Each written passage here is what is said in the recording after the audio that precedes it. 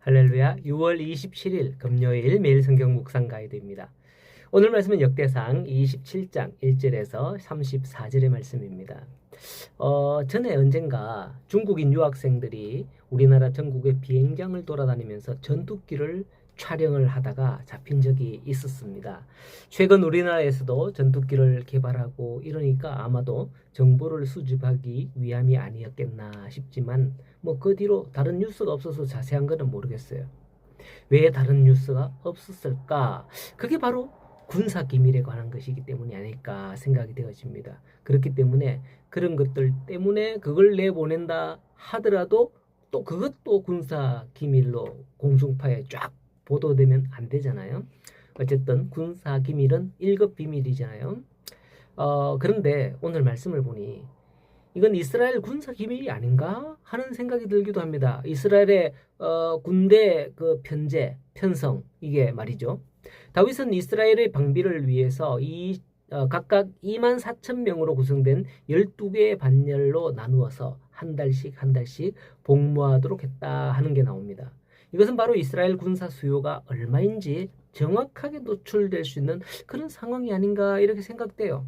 그런데 특이한 것은 그들이 또한 지급 군인이 아니었죠. 1년에 한 달만 그렇게 복무하고 나머지 일한다는 생업에 종사하도록 한 것이었죠. 아마 예전에 우리나라가 우리가 젊었을 때 군대 갈 때 우스갯소리로 이런 소리를 냈습니다. 북한이 왜 우리나라를 남침 못하는 줄 아나? 그거는 바로 우리 방위들 때문이야 이러면서 아니 북한에서 딱 보니까 어느 날 군인들이 쭉 왔다가 또 쭉 갔다가 이러니까 도대체 남한은 군사 숫자가 얼마인지 파악을 못한다 이런 말이 있었습니다. 어쨌든 이스라엘 1년에 한 달만 그렇게 복무하고 또 나머지는 일하러 가고 이렇게 하는 이런 제도, 아마도 이러한 제도가 지금까지 이스라엘의 군사 제도의 근간이 아닌가 생각이 듭니다. 이후 이스라엘 포로에서 돌아온 후에요. 보면 느헤미야의 주도로 성전과 성벽을 건축할 때에 그들은 한 손에는 연장을 잡고 한 손에는 칼과 창을 들고 일을 했다. 얼마는 지키고 얼마는 일을 하고 이렇게 했다고 하지 않습니까? 또 오늘날에는 이스라엘은 여자들까지도 총을 들고 싸울 수 있도록 준비되어 있다라는 걸 알 수가 있습니다. 이 모든 게 오늘 본문에서 이야기하고 있는 다윗의 군사 정책의 연장선상에 있는 것이 아닌가라고 생각해 볼 수도 있는 거죠. 이러한 부분은 우리의 신앙생활에도 적용될 수 있습니다. 사도 바울은 우리가 그리스도의 군사라고 했죠. 하나님의 나라의 거룩한 군사로 부름을 받은 성도들의 그런 삶도 이와 마찬가지다라는 거예요. 평상시에는 일상에서 열심히 그 삶을 영위하고 주일에는 교회로 모여서 예배하는 게 마치 군사훈련과 비견될 수 있을 듯합니다. 왜냐하면 성도는 영적 전쟁 가운데 있기 때문이에요. 영적 전쟁은 칼과 창으로 싸울 게 아니죠.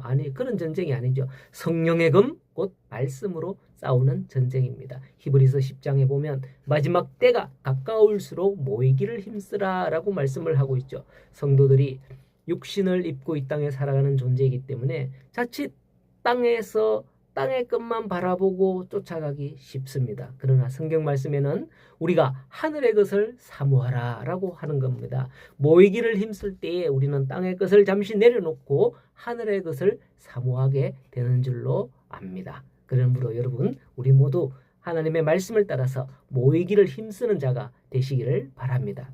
자, 그런데 우리는 본문의 조직에서 한 가지 이상한 점을 발견할 수 있습니다. 그것은 곧 다윗은 일찍부터 성령이 충만했던 사람 아닙니까? 이미 소년 시절에 골리앗을 믿음으로 쓰러뜨릴 만큼의 그런 능력이 출중했던 그런 인물입니다. 그렇다면 다윗의 머리에는 어떤 제도가 나와야 할까요? 아마도 백성들의 믿음, 이게 중요하지. 이러면서 믿음을 키우기 위한 무언가를 학교나 가르침이나 이런 걸 해야 되지 않겠습니까?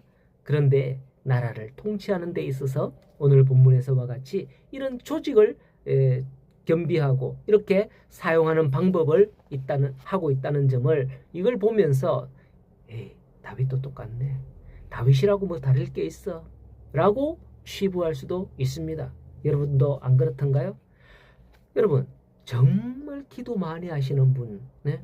저는 그런 사람 봤어요. 기도원에서 기도를 막 하고 있는데 이제 설교 끝나고 기도 막 하고 있잖아요, 그죠? 그러면 막 불 끄잖아요. 불 끄면 막 기도를 하고 있어요, 무릎 꿇고. 그런데 앞에 사람이 지나가다가 그 막 열심히 기도하는 사람 발을 탁 밟았는 것 같아요. 그러니까 에이 이러면서 뭐 하는 소리를 들어봤습니다. 그렇습니다. 예, 정말 기도 많이 하신 분이라든가 또 정말 말씀을 잘 전하시는 목사님이라든가 그런 분들이 정말 신령하고 뭔가 다를 것 같죠. 똑같아요. 사람이에요.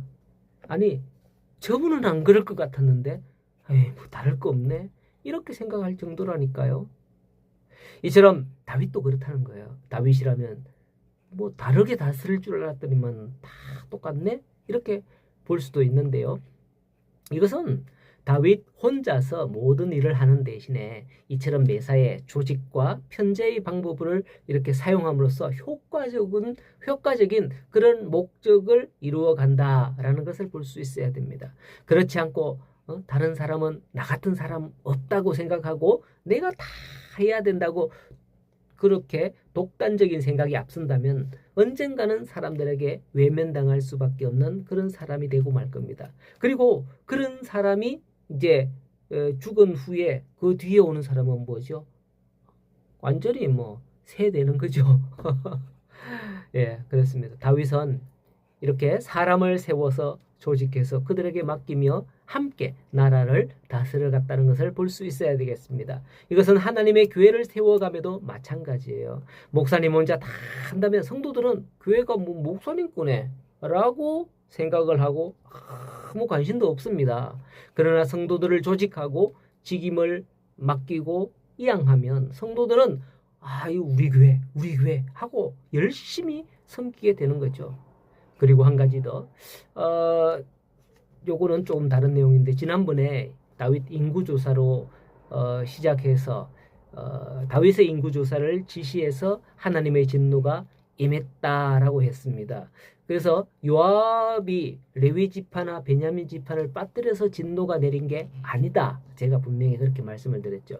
그런데 어떤 분들은 요압이 온전히 순종하지 않아서 진노가 내렸다 이렇게 주장하는 자들이 있다고 했죠. 그분들이 근거로 제시하는 구절이 오늘 본문에 나오는데요. 그래서 24절의 말씀에 보면 스루야의 아들 요압이 조사하기를 시작하고 끝내지도 못해서 그 일로 말미암아 진노가 이스라엘에게 임한지라라는 구절을 듭니다. 얘를. 그런데 이 구절을 몇 번만 읽어보면 알 수 있어요. 모르는 사람도. 요압이 조사를 시작하고 끝내지도 이게 도자가 들어가요. 도자가. 끝내지도 못해서 이게 만약에 요압이 끝내지 못해갖고 진노가 임했다면 여기에 도자가 빠져야 돼요. 끝내지 못해서 그 일로 말미암아 진노가 임했다. 뭐 이렇게 바뀌어야 되죠. 그러나 다윗의 지시로 인구조사를 시작해서 끝나지도 않았는데 하나님께서 다윗이 지시한 그 일을 괘씸하게 여기서 진노를 내렸다라는 그런 시간적인 의미가 여기에 들어있는 것을 분명히 봐야 합니다. 그렇기 때문에 요압이 다윗의 명령을 제대로 지키지 않아서 그랬다. 뭐 이런 엉뚱한 소리를 하면 안 되죠. 자, 이렇게만 한 번 더 짚고 그렇게 넘어가도록 하겠습니다. 성도 여러분, 이와 같이 우리들은 구원받은 순간부터 하나님의 군사로 부름을 받았다는 사실 다시 한 번 더 기억해야 됩니다. 그리하여 언제 어디에 있든지 하나님의 군사라는 의식과 함께 철저히 말씀과 진리로 무장하여서 그 나라를 위해서 싸움으로 이 땅에 하나님의 영광을 드러내도록 항상 승리하는 성도가 되어야 합니다. 오늘 삶에서도 우리 모두 다 함께 영적 싸움에 승리하는 성도가 될 수 있도록 서로 살피고 돌보며 함께하는 우리 성도들 다 될 수 있기를 간절히 소원합니다.